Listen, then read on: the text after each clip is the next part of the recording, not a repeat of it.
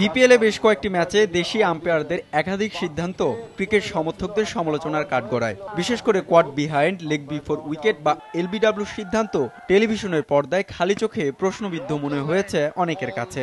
Umpiring খুবই বাজে মনে হচ্ছে যে একদম তার নিজের সিদ্ধান্ত। তারা যে ডিসিশনগুলো দিচ্ছে ওই ডিসিশনগুলো মনে হচ্ছে ইমম্যাচিউর। ম্যাচগুলোর রেজাল্ট কিন্তু আম্পায়ারিং এর ডিসিশনের কারণে বায়াসড হয়ে যাচ্ছে।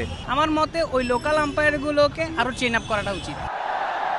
তবে এমন অভিযোগের সাথে একমত নন বিসিবির আম্পায়ার্স কমিটির এই চেয়ারম্যান। উল্টো তার দাবি, দেশের দক্ষ আম্পায়াররা বিপিএল এর ম্যাচ পরিচালনা করছেন। দেশীয় আম্পায়ারিং আন্তর্জাতিক যে কোনো মানের সাথে সমমানের।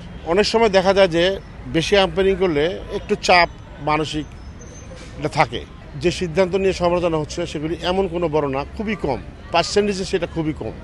বিপিএলে মোট 14 জন দেশি আম্পায়ার ম্যাচ পরিচালনা করার সুযোগ পেয়েছেন। এর মধ্যে এনামুল হক মনির, শরফুদ্দৌলা সৈকত ও আনিসুর রহমান আইসিসির এলিট প্যানেলের। 4 জন আছেন বিসিবির এলিট প্যানেলের। বাকি 7 জন বিসিবির জাতীয় পুলভুক্ত।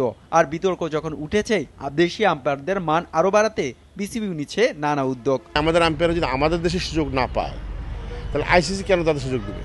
ইংলিশ ল্যাঙ্গুয়েজ কোর্স ম্যাচ অফিসিয়ালদের জন্য একটা সেমিনারের মধ্যে হয়ে গেল চিটাগাঙে।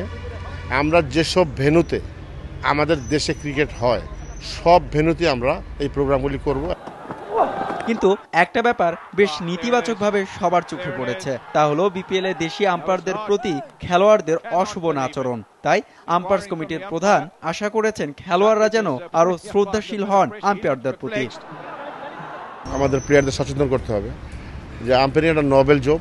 বিপিএল এ লঙ্কান মার্টিনেজের পর দ্বিতীয় বিদেশি আম্পায়ার হিসেবে শনিবার ঢাকায় আসছেন পাকিস্তানের এহসান রাজা। ওই জায়গাটা আমরা 100% সৎ থেকেই আম্পায়ারিংটা করব। হুমায়ুন কবির রোজ, সময় সংবাদ, ঢাকা। কাউন্সিলিং দরকার আছে।